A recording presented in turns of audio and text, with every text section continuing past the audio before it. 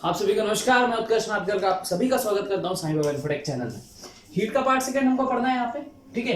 तो absolute zero की बात मैं सबसे पहले कर दूं। जो एग्जामिनेशन में पूछा जाता है वो एब्सोल्यूट जीरो की वैल्यू। तो एब्सोल्यूट जीरो की वैल्यू कितनी होती है? -273.15 डिग्री सेल्सियस। ये सबसे मिनिमम टेम्परेचर होता है। एक चीज और जान लीजिए भाई, हम एक कॉन्सेप्ट और पढ़ेंगे आगे जाकर के, वो है रेडिएशन का। तो रेडिएशन क्या होता है? हर एक बॉडी, आप, मैं, आइसक्रीम, दुनिया की हर एक बॉडी रेडिएशन एमिट करती ही करती है अगर वो एब्सोल्यूट जीरो के ऊपर उसका टेम्परेचर है तो, ठीक है। तो एब्सोल्यूट जीरो टेम्परेचर क्या है भाई? -273.15 डिग्री सेल्सियस। इसी को हम कहते हैं जीरो केल्विन। मतलब जीरो केल्विन के ऊपर अगर किसी भी बॉडी का टेम्परेचर है तो रेडिएशन को एमिट करेगी ही करेगी। अगर मैं बोलूं 3 केल्विन की बॉडी रेडिएशन एमिट करेगी या नहीं करेगी, तो आप बोलेंगे बिल्कुल करेगी, ठीक है ना। तो ये एब्सोल्यूट जीरो की वैल्यू होती है। इससे नीचे टेम्परेचर जा नहीं सकता है, इसके नीचे कभी भी टेम्परेचर नहीं जा सकता है। इस बात का भी हम ध्यान रखेंगे। तो मिनिमम टेम्परेचर किसी भी बॉडी का कितना हो सकता है? -273.15 डिग्री सेल्सियस या फिर जीरो केल्विन टेम्परेचर, ओके। उसके बाद मैं बात करता हूं। अब मेरे को बात करनी है जरा थर्मोमीटर्स की दोस्तों। किसकी बात करनी है? थर्मोमीटर की। इस लेक्चर में हम इस चीज को फोकस में रखेंगे। तो थर्मोमीटर क्या होता है जरा सा सोचिए आप। मैं पहले ही बता चुका हूं कि टेम्परेचर के बदलाव के साथ अगर किसी भी चीज में कोई परिवर्तन आ रहा है तो हम उसे एज अ थर्मोमीटर प्रॉपर्टी ले सकते हैं। मतलब अगर मैं टेम्परेचर से बदलाव करूं और मैं आपके ऊपर टेम्परेचर का बदलाव कर रहा हूं, आप चिल्ला रहे हो, आप धीमा चिल्ला रहे हो, तो मैं बोलूंगा टेम्परेचर का इफेक्ट कम है। अगर आप बहुत तेज चिल्ला रहे हो, मैं बोलूंगा टेम्परेचर का इफेक्ट ज्यादा है। तो ये भी एक थर्मोमेट्रिक स्केल हो सकती है, लेकिन हमें कुछ फिक्स प्रॉपर्टी चाहिए, ठीक है ना। इसीलिए हमने कुछ फिक्स क्राइटेरिया डिसाइड किए हैं, कुछ फिक्स एलिमेंट्स डिसाइड किए हैं, जिसके बेसिस में हम थर्मोमेट्रिक स्केल को बनाते हैं या फिर थर्मोमेट्रिक प्रॉपर्टीज को पढ़ते हैं। उन्हीं फिक्स क्राइटेरिया के बारे में हमको पढ़ना है और थर्मोमीटर के बारे में जानना है, ठीक है। तो अब देखिए, मरकरी थर्मोमीटर। पहली चीज हम मरकरी के बारे में जान लें। मरकरी थर्मोमीटर पढ़ने से पहले इसका फ्रीजिंग पॉइंट क्या होता है? -39 डिग्री सेल्सियस। मतलब -39 डिग्री सेल्सियस में ये फ्रीज होता है। मतलब मरकरी के बारे में एक और बात आपको मालूम होगी कि मरकरी एकमात्र ऐसा मेटल है जो लिक्विड फॉर्म में रहता है। मरकरी लिक्विड फॉर्म में रहता है। किसमें? रूम टेम्परेचर में। तो किस टेम्परेचर में वो क्या कभी सॉलिड फॉर्म में नहीं जाता है? जाता है। किस टेम्परेचर में? जब आप -39 डिग्री सेल्सियस ले जाएंगे तो मरकरी सॉलिड होगा। लेकिन उसके ऊपर, चाहे वो 0 डिग्री सेल्सियस है, चाहे वो 3 डिग्री सेल्सियस है, चाहे वो -5 डिग्री सेल्सियस है, जहां पे पानी भी बर्फ बन जाता है, सॉलिड फॉर्म में आ जाता है, लेकिन मरकरी सॉलिड फॉर्म में नहीं आता है। तो मरकरी का फ्रीजिंग पॉइंट क्या है? -39 डिग्री सेल्सियस। इसी कारण ये एक अच्छी थर्मोमेट्रिक प्रॉपर्टी हो सकती है। किस तरीके से हो सकती है? जैसे ही हम इसका टेम्परेचर बढ़ाते हैं ना दोस्तों, तो ये एक्सपेंशन होने लगता है। किसी भी चीज को हम जब गर्म करते हैं तो उसमें एक्सपेंशन होने लगता है। इसी चीज को हम क्या बोलते हैं? Thermal expansion. क्या बोलते हैं? Thermal expansion. गर्म किया आपने, वो चीज चौड़ी हो गई। जैसे गर्मियों में आपने देखा होगा, रेल की पटरियों के बीच में 2 पटरी जहां पे जुड़ती है, उसके बीच में हम स्पेस छोड़ते हैं थोड़ी सी। क्यों छोड़ते हैं? क्या वो ह्यूमन मिस्टेक या फिर एरर है? नहीं, क्योंकि जब गर्मी पड़ेगी तो ये क्या होगा? इसका थर्मल एक्सपेंशन होगा। ये यहां जाएगा, ये यहां पे आएगा, और एक लिमिट के बाद जब दोनों से टकराएगा, अगर दो चीज फोर्स तो लग रहा है थर्मल एक्सपेंशन कर, तो एक टेढ़ी हो जाएगी। और ऐसी टेढ़ी मेढ़ी पटरी अच्छी भी नहीं लगेगी और एक्सीडेंट भी हो सकता है। इसलिए हम उसमें स्पेस भी छोड़ते हैं। किसके कारण छोड़ते हैं? थर्मल एक्सपेंशन की प्रॉपर्टी के कारण स्पेस छोड़ते हैं, ठीक है ना। तो ये 0 केल्विन की बात हो गई। -39 डिग्री सेल्सियस में क्या होगा भैया? मरकरी का फ्रीजिंग पॉइंट। इसको ध्यान रखिएगा। लेकिन इससे भी कम अगर हमको टेम्परेचर का मापन करना है, मान लीजिए मेरे को कितना मैं बोलूं -40 डिग्री सेल्सियस नापना है, तो कैसे नापेंगे हम? सीधी सी बात है, अल्कोहल का फ्रीजिंग पॉइंट होता है -115 डिग्री सेल्सियस। तो ये जो फ्लूइड वाले आपके थर्मोमीटर है, उसमें हम अल्कोहल का यूज कर लेंगे। वो -115 डिग्री सेल्सियस में भी आपको मदद कर सकता है, ठीक है ना। अब मरकरी थर्मोमीटर किसके द्वारा इन्वेंट किया गया था? फ़ारेनहाइट के द्वारा। बहुत ही इंपॉर्टेंट चीज है। मरकरी थर्मोमीटर किसके द्वारा इन्वेंट किया गया था? फ़ारेनहाइट के द्वारा। इसको बिल्कुल मत भूलिएगा, ओके। अब मैं आगे की बात करता हूं दोस्तों।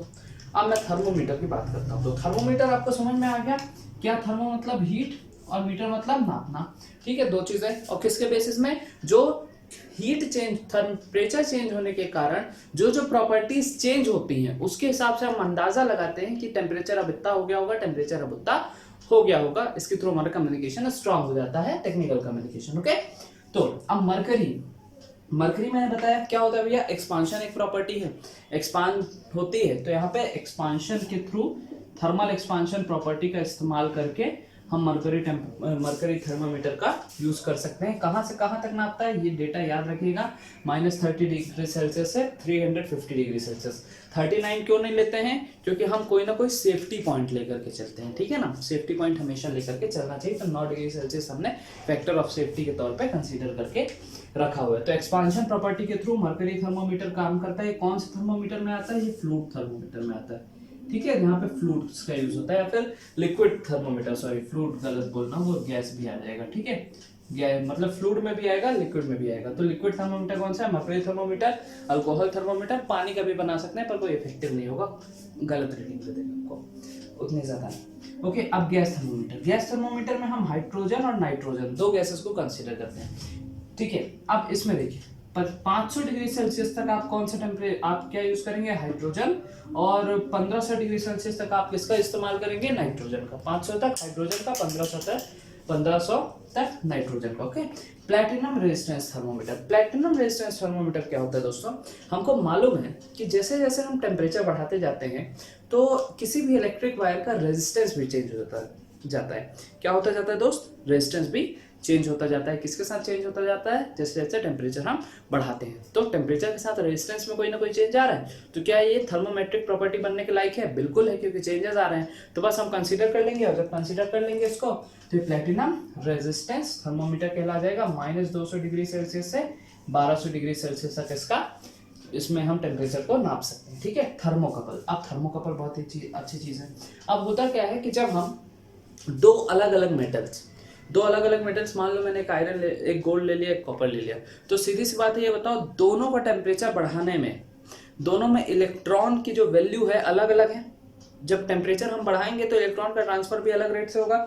तो जैसे ही हम करेंगे तो दोनों में पोटेंशियल डिफरेंस जनरेट हो जाएगा। जब पोटेंशियल डिफरेंस जनरेट हो जाएगा, उसको नापेंगे तो हीट बढ़ाने से पोटेंशियल डिफरेंस में भी चेंजेस आएंगे, क्योंकि इलेक्ट्रॉन की वैल्यू का ट्रांसफर चेंज हो जाएगा। जब पोटेंशियल डिफरेंस में चेंज आएगा तो सीधी सी बात है, हम उसी के हिसाब से टेम्परेचर का अंदाजा लगाएंगे। तो ये थर्मोकपल का काम है। -200 डिग्री सेल्सियस से 1600 डिग्री सेल्सियस तक ये नाप सकता है। उसके बाद टोटल रेडिएशन पायरोमीटर। अब पायरोमीटर क्या है, आपने देखा होगा कि जहां पे हम हाथ नहीं डाल सकते, भाई हाथ नहीं डाल सकते, मतलब अगर मैं बोलूं कि एक बॉयलर की फर्नेस में, कहीं की भट्टी में आपको हाथ डालना है, हाथ या फिर टेम्परेचर आप डाल दो, थर्मोमीटर डाल दो, तो क्या इनमें से कोई भी थर्मोमीटर काम कर पाएगा, जल जाएगा, पिघल जाएगा, आप भी पिघल जाओगे, आप जिंदा नहीं बचोगे। तो ऐसी चीज़ों में हमको क्या करना पड़ेगा, दूर से ही टेम्परेचर नापना है। अब दूर से कैसे नापें, सीधी सी बात है, तो हम यूज करते हैं आपके पायरोमीटर। पायरोमीटर क्या करता है, एक लाइट रे को फेंकता है, लेजर उसने फेंकी, लेजर वहां से उसके टेम्परेचर को डिटेक्ट करके, मतलब उसमें जो रीडिंग आती है, जो भी रिफ्लेक्शन हमको मिलता है, उसके थ्रू हमको पता चल जाता है कि वहां का टेम्परेचर कितना है। तो ये टोटल रेडिएशन पायरोमीटर है। जब भी 800 डिग्री सेल्सियस से ज़्यादा का टेम्परेचर हमको नापना होगा तो हम टोटल रेडिएशन पायरोमीटर का इस्तेमाल करेंगे। फैक्ट्री वगैरह में इसी का इस्तेमाल, बॉयलर के फर्नेस को या फिर किसी भी टाइप के फर्नेस को, भट्टियों को टेम्परेचर नापने का काम ये करता है, ठीक है। अब थर्मल एक्सपेंशन के बारे में आपको बता चुका हूँ। टेम्परेचर के साथ टेम्परेचर बढ़ाने में कोई भी चीज़ में चेंज आता है, उसी को हम बोलते हैं थर्मल एक्सपांशन। मतलब वॉल्यूम चेंज होती है, लिक्विड वॉल्यूम चेंज होती है, ठीक है, और आपकी कई सारी लेंथ चेंज हो जाएगा, एरिया चेंज हो जाएगा। इस प्रोसीजर को हम क्या बोलते हैं, थर्मल एक्सपेंशन। अब वाटर के बारे में बहुत ही इंपॉर्टेंट पॉइंट। वाटर बहुत ही मज़ेदार चीज़ है, बहुत ही चमत्कारिक चीज़ है। हर एक चीज़ का जब हम टेम्परेचर बढ़ाते हैं तो सीधी सी बात है, वो पिघलती और फैलती है। टेम्परेचर बढ़ाने में कोई भी चीज़ फैलती है, लेकिन वाटर एकमात्र ऐसी चीज़ है दोस्तों, इसको ध्यान रखिएगा, कि 0 से 4 डिग्री सेल्सियस तक जब हम टेम्परेचर बढ़ाते हैं तो वाटर एक ऐसी चीज है जो फैलने की जगह पता है क्या होती है, कॉन्ट्रैक्ट होती है। एकमात्र ऐसी चीज जो फैलने की जगह कॉन्ट्रैक्ट होती है, मतलब सिकुड़ती है। और फिर जब हम टेम्परेचर बढ़ाते हैं 4 डिग्री के बाद, तो फिर से उसका वॉल्यूम बढ़ जाता है। किसके बाद, 4 डिग्री के बाद। लेकिन 4 डिग्री तक वॉल्यूम, 0 से 4 डिग्री तक इसका वॉल्यूम घटता है। तो अगर मैं बोलूं, ये क्वेश्चन आता है दोस्तों को एग्जामिनेशन में, कि हाईएस्ट डेंसिटी ऑफ वाटर किस टेम्परेचर में रहेगी, तो density of water highest 4 degree Celsius में रहेगी। क्यों, क्योंकि यहाँ पे वॉल्यूम इसका मिनिमम होगा। वॉल्यूम इसका क्या हो जाएगा दोस्तों, मिनिमम हो जाएगा। तो highest density of water 4 degree Celsius तक, 4 डिग्री सेल्सियस में रहेगी। इस बात को ध्यान रखिएगा। ओके, तो ये सबसे बेसिक कॉन्सेप्ट थे जो थर्मोमीटर के बारे में हमने पढ़े। Okay, thanks a lot for watching this video. Channel को शेयर और सब्सक्राइब करना बिल्कुल ना भूलिए। आगे के लेक्चर्स में हम हीट ट्रांसफ़र के बारे में पढ़ाई करेंगे। तब तक के लिए be safe, be happy. Thank you.